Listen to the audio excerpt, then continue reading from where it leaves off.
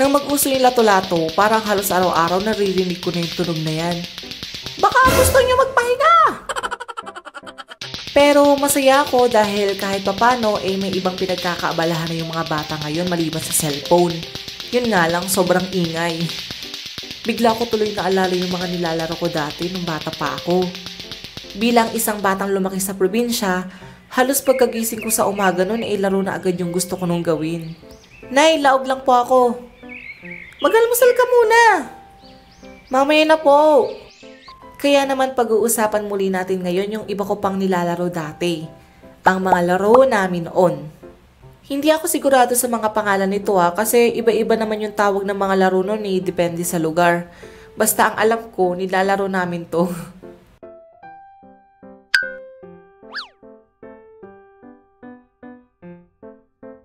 Isa sa mga nilalaro namin noon yung Jack and Poy. Sa larong ito, may dalawang bata ang maglalaban ng bato, papel at gunting gamit ang kamay.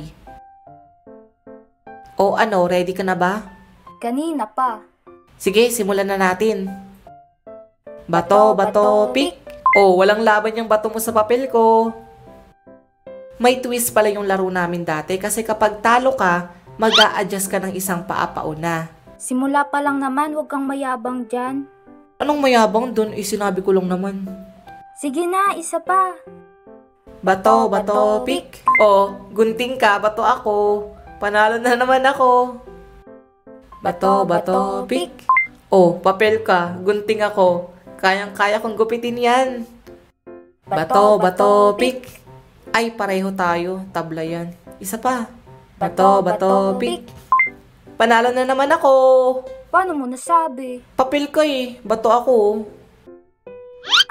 Sakit na ng binti ko. Ano, kaya mo pa ba? Last na to. Bato, bato, pick. Ay, hala. Ayun, wala yung papel mo sa gunting ko. Ano ka ngayon? Oo, umisplit ka na.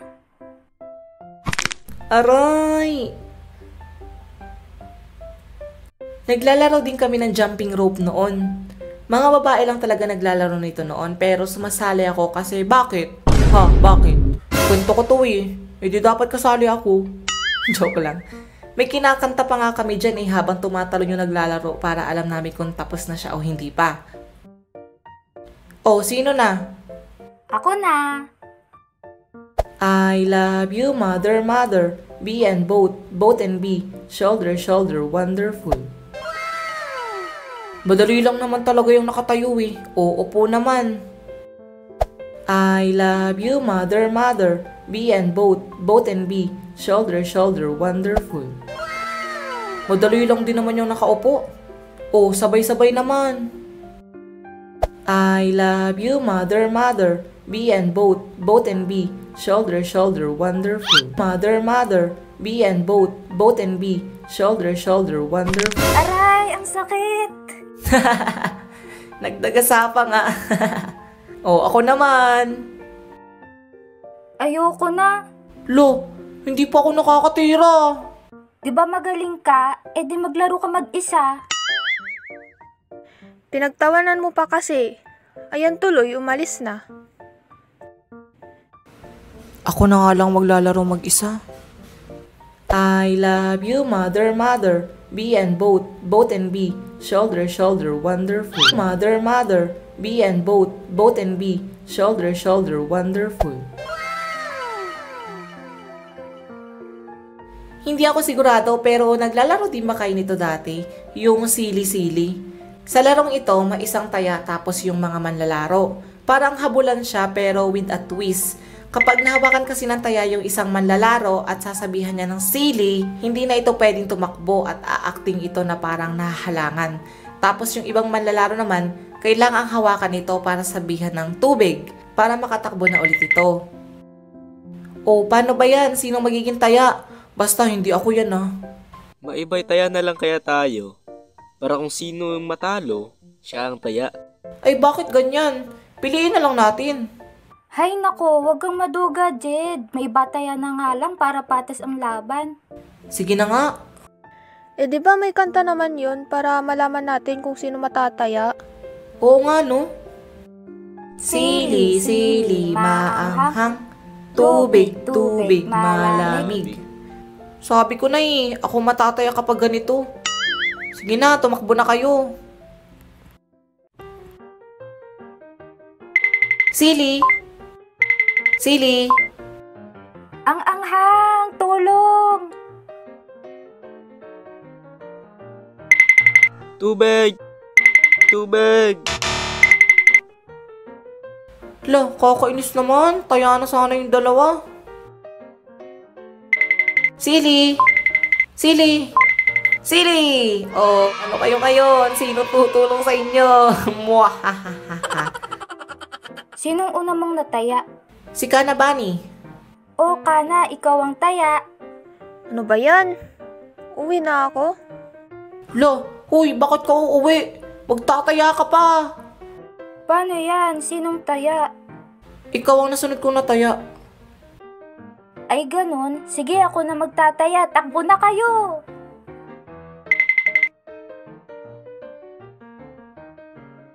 Nakapaglaro na din ba kayo nito? Ang tawag nito sa amin ay sebo. Ewan ko lang din kung yan din ang tawag sa inyo. Paano siya laruin? Pakinig kayong mabuti. Kapag may 4 na player, hahatiin sa 2 magkakampi. 2 ang magiging taya, tapos 2 din yung magiging manlalaro. Maglalagay din pala ng 2 tsinelas na magsisilbing base na aapakan ng mga manlalaro habang di pa sila tumatakbo. Tapos, tig-iisang tsinelas sa bawat sulok na aapakan din ng mga manlalaro kapag tumatakbo na sila. Kapag tinapon na ng taya yung tsinelas, kailangan itong sipain ng manlalaro tapos tatakbo siya habang kinukuha ng taya yung tumalsik na tsinelas. Ano kayang malaro natin? Ay, alam ko na. Laro tayo ng sebo. Sige. Pasali ako. Bakit andito ka? Hindi ka kaya namin kabate. Matapos mo kaming iwan kanina, babalik ka ngayon? Eh di wag. Kaya lang naman ako umuwi kasi inuutusan ako ni mama na bumili ng mantika. Tumakas nga lang ako para makapaglaro kasama kayo. Pasalihin natin. Kawawa naman siya. Sige na nga.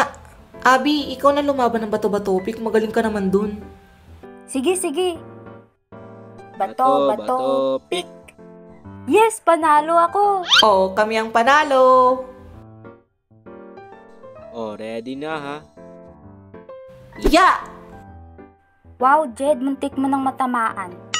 Pangit kasi magbato. Isa pa.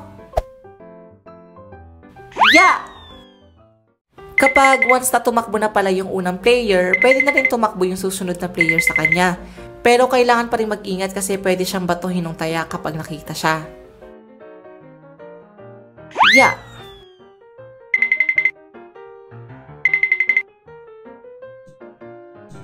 Hoy, tulungan mo naman ako. Habulin mo yung tsinelas.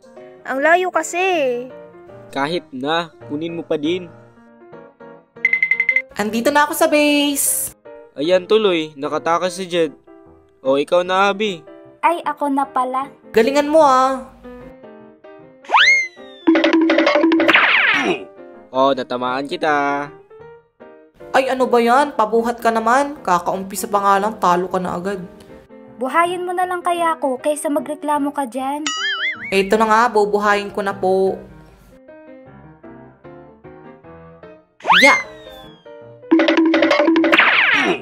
O, nasapul kita dun, Jed.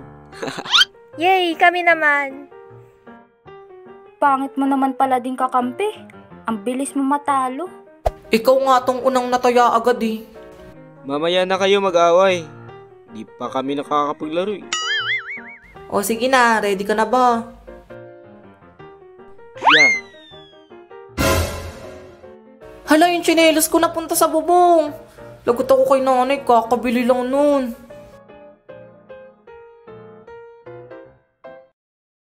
Napakasaya talaga ng mga nilalaro namin noon. Walang araw na hindi kami naglalaro noon na kahit papagalitan kami ng mga nanay namin noon pag-uwi sa bahay, okay lang yun, basta ang mahalaga maging masaya yung buong araw namin noon. May nilaro na rin ba kayong tulad na nabanggit ko? Or may kakaiba din kayong laro sa lugar nyo? Share nyo din sa baba para magawan ko din ng video sa susunod. So yun lang, salamat sa panonood. See you on my next video. Bye! Subscribe!